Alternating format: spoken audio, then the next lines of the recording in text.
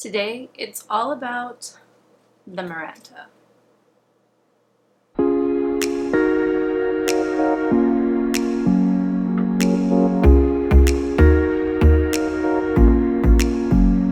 Nice to see you again. My name is Simone. Today we're going to talk about Marantas. The Maranta is a fairly common houseplant and has definitely maintained its popularity over the last few years, especially under houseplant collectors and people who are new to the houseplant game. Now, they come from the family called Marantaceae, if I am saying that correctly, which I believe I am.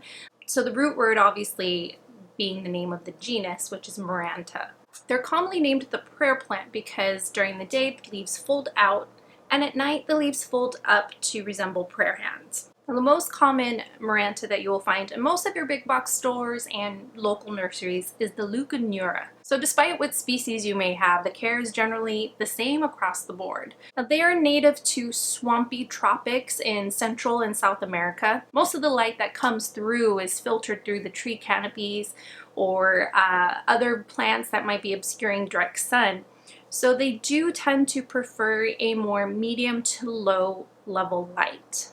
Now, they do need some light. Don't confuse low level with no light at all. But you definitely don't want to have them in any kind of direct sun or anything too bright because you risk having any kind of sun damage or any kind of burning to the leaves. Now, generally, because in nature they live along forest floors, you can imagine that they love a moist environment. Because it does have a more fragile root system, you don't want to be keeping it too soggy at risk of rotting the roots. Let it dry out a little bit more in between waterings because that's going to help to keep it from getting too soggy or essentially rot.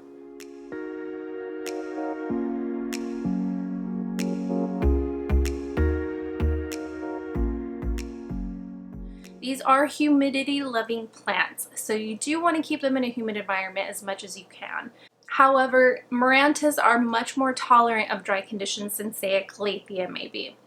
But you will risk getting some crispy edges or some browning along the outside of the leaves. Now, the best way to increase humidity would be with a humidifier.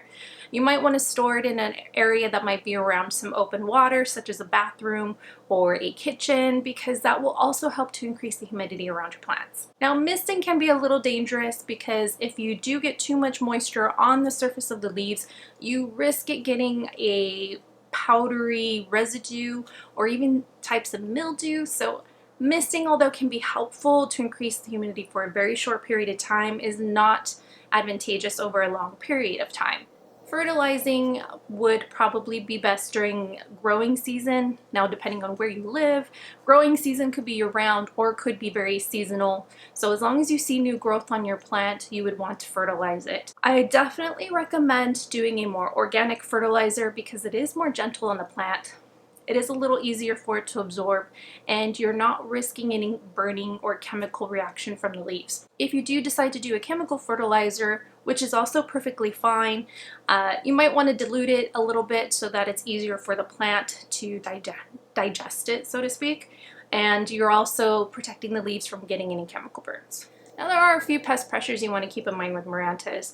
They do tend to be prone to spider mites, which can be a little annoying to clean off. So you want to periodically clean your leaves, check for any kind of little white specks, which potentially could be spider mites. If you get to the point where you see any kind of mini webs on there, you definitely want to treat it. And when you water, let the top layer of the soil dry out because that can also introduce fungus gnats into your home. And one really good thing about this plant too is it is non-toxic, so it's safe to have around your pets or kids. At least that's something you don't have to worry about. As far as propagating the plant, the propagation methods are pretty similar to how you would propagate a pothos, for example. But I'll be sharing a little bit more about propagating them in the future because I'll have a propagations video coming out pretty soon. And yeah.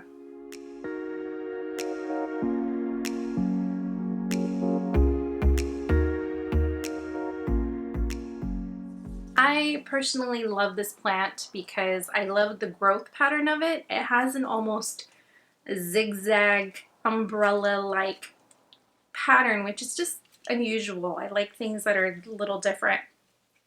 And then having these oval shaped leaves, which are so symmetrical, and the beautiful veining. It's cool. It's so different. And although it might be a very common houseplant, it's beautiful. The lemon lime is my personal favorite. I just poked myself with this new leaf.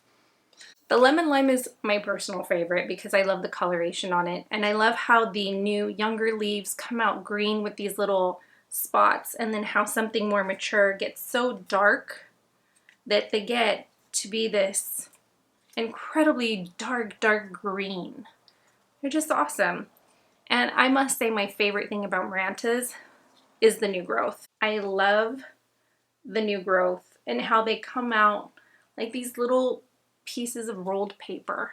They're so cute. But as common as this plant can be, you can find it so many places, at least in the LA area. It's still one of my favorites. But tell me about your Marantas. Have you grown them? Have you not grown them? Do you want one? I'd really like to know. But with that, I'm going to leave you, and I will see you in the next video. Thanks for watching. Please don't forget to like and subscribe because it does help us out quite a bit. And I will see you later. Bye.